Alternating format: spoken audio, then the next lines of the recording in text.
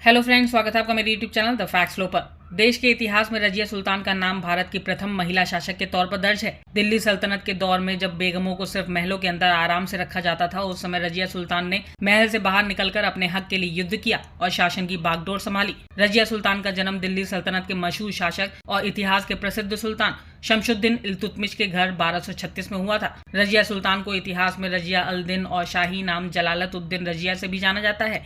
रजिया सुल्तान 3 भाइयों में इकलौती और सबसे काबिल थी। रजिया सुल्तान का बचपन का नाम हफ्सा मोइन था, लेकिन सब उन्हें प्यार से रजिया बुलाते थे। उनके पिता इल्तुतमिश ने रजिया सुल्तान की प्रतिभा को बचपन में ही भांप लिया था और उन्हें भी अपने बेटों की तरह ही सैन्य प्रशिक्षण दिया और उनके अंदर एक कुशल प्रशासक बनने के सभी गुण विकसित किए थे। इल्तुतमिश ने अपने उत्तराधिकारी के तौर पर पहले अपने बड़े बेटे को तैयार किया था, लेकिन दुर्भाग्यवश उसकी अल्पायु में मृत्यु हो गई, जिसके बाद इल्तुतमिश ने अपने उत्तराधिकारी के रूप में रजिया सुल्तान को नियुक्त किया। और इल्तुतमिश ऐसे पहले शासक थे जिन्होंने अपने बाद किसी महिला को उत्तराधिकारी नियुक्त किया। लेकिन मुस्लिम वर्ग को इल्तुतमिश का किसी भी महिला को वारिस बनाना मंजूर नहीं था, इसलिए उनकी मृत्यु के बाद उनके छोटे बेटे रकनुद्दीन फिरोज शाह को राज सिंहासन पर बैठा दिया गया। रकनुद्दीन का शासन बहुत ही कम समय के लिए था। इल्तुतमिश की विधवा शाह तुर्कान का शासन पर नियंत्रण नहीं रह गया था। रकनुद्दीन बहुत ही विलासी और लापरवाह था, जिसकी वजह से रकनुद्दीन के खिलाफ जनता में इतना आक्रोश उमड़ा कि 9 नवंबर 1236 को रकनुद्दीन और उनकी माता शाह तुर्कान की हत्या कर दी गई, जिसके कारण सुल्तान के लिए अन्य किसी विकल्प के अभाव में मुसलमानों को एक महिला को शासन की बागडोर देनी पड़ी,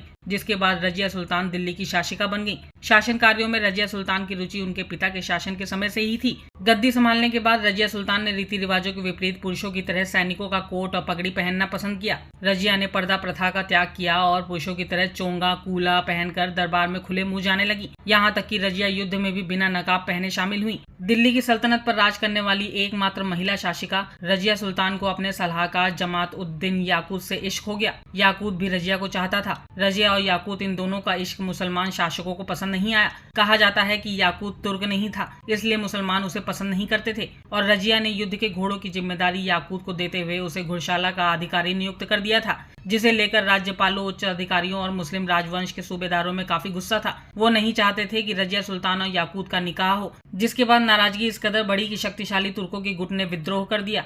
वहीं भटिंडा के गवर्नर राज्यपाल इख्तियार अल-तुनिया भी रजिया सुल्तान की खूबसूरती के कायल थे और वो किसी भी हाल में उसको पाना चाहते थे और साथ ही दिल्ली पर कब्जा भी करना चाहते थे, जिसके चलते अल-तुनिया ने दिल्ली पर हमला बोल दिया और रजिया सुल्तान के प्रेमी याकूत को मौत के घाट उतारकर रजिया सुल्तान को बंदी बना लिया।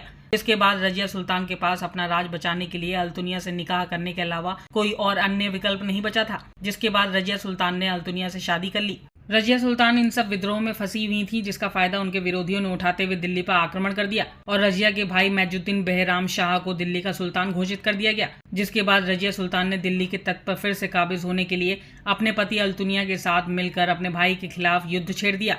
हालांकि रजिया सुल्तान को इस युद्ध में पराजय का सामना करना पड़ा और दिल्ली छोड़ने के लिए मजबूर होना पड़ा। वहीं जब दोनों दिल्ली छोड़कर भाग रहे थे, तब जाट शासकों ने दोनों को मौत के घाट उतार दिया और इस तरह इतिहास की सबसे शक्तिशाली पहली महिला मुस्लिम शासक का अंत हो गया। अगर आपको मेरे चैनल पर दी गई जानकारी अच्छी लगी हो तो सब्सक्राइब कर दें, लाइक एंड शेयर भी करें और आगे इसी तरीके की नई जानकारी पाने के लिए बेल आइकन दबाना ना भूलें। Bye bye.